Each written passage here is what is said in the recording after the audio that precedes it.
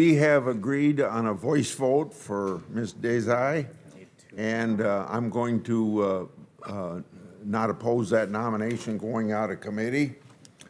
I want people to know, though, that I'm still studying her record to a greater extent, and will be reviewing that before I decide how I'm going to vote on the floor of the Senate. I also would like to discuss two oversight letters that I made public this week. The letters relate to a special assistant special agent in charge by the name of Timothy Tebow. He's at the FBI's Washington field office. This FBI official engaged in active public partisanship in his public social media content. He also posted partisan anti-Trump, anti-Attorney General Barr material in his LinkedIn account. The matters he posted about included matters under his purview. He's now under investigation for potential Hatch Act violations. According to allegations that I have received, Tebow was deeply involved in opening an investigation into the Trump campaign. The Washington Post reported on that investigation this very Tuesday. However, the Post didn't report that Tebow was a prime mover in opening it. They missed that important data point. According to allegations, that investigation was substantially based on liberal news articles and information derived from a left-wing nonprofit. And it was a full investigation, not the preliminary that you usually start out with.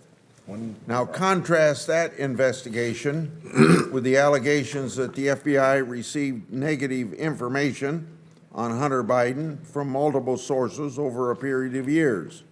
That investigation information involved potential criminal conduct. What did Tebow do with that information and those sources? According to whistleblowers, he shut it down, and the FBI headquarters team worked to falsely label that information as disinformation. What these allegations show is this: the Justice Department and the FBI greenlit an investigation into the Trump campaign, and yet shut down investigative activities with respect to Biden.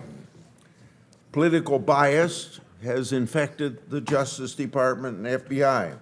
Attorney General Garland and Director Wray must explain themselves to the Congress and the American people. Before I end and want to ad-lib this, I talked about the two letters I sent this week, but prior to that, maybe going back 3 or 4 weeks, I received this information from whistleblowers, and I put out a press release and had a telephone conversation with Director Wray, and at that point, Director Wray had removed this person from these responsibilities he had and assigned someplace else. So I do want to compliment Director Wray for taking that information to get this guy out of the whatever organization they have in the Justice Department that decides that one person is going to decide, and had partisan views of opening a case or closing a case. I yield.